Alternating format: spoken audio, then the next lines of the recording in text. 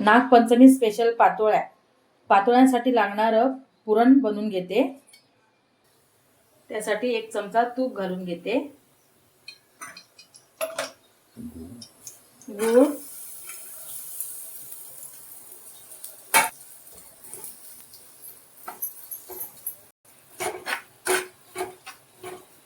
त्याच्यामध्ये आता खोबरं टाकते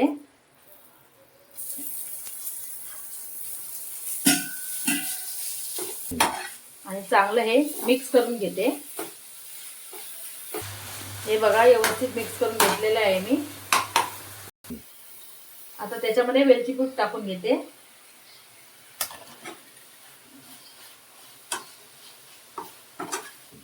आता पुरण तयार आहे, गॅस बंद करून घेते। पातोळ्यांसाठी लागणारे तांदळाचं पीठ आहे। हे गरम पाणी आहे, ते आता गरम पाण्याने मी पीठ मळून घेणार आहे।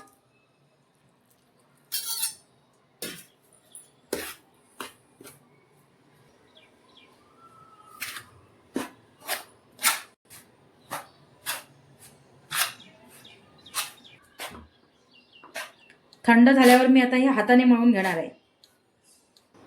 आता हे पीठ मळून झालेलं आहे।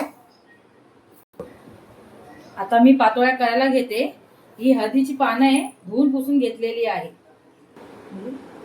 आता ही मी गोळी घेतली आहे, ती पानावर सगळीकडे अशी आता लावून घेते सगळीकडे।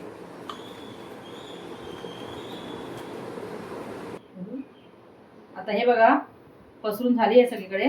आता पुरण भरते त्याच्यामध्ये।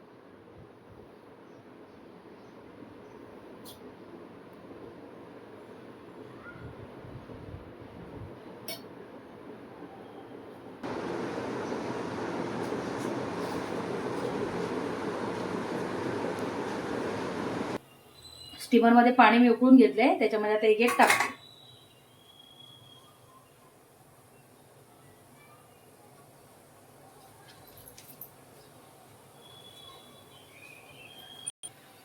हे आता दुसरं ठेवते भांड।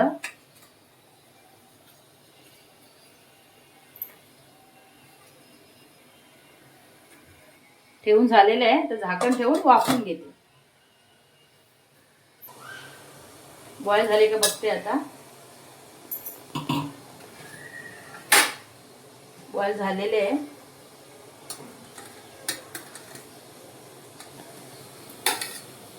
हे बघा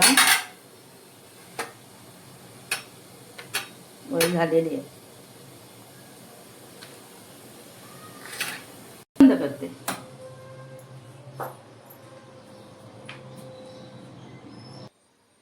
पातोळी रेडी झालेली आहे खाण्यासाठी। बघा वाव मस्त।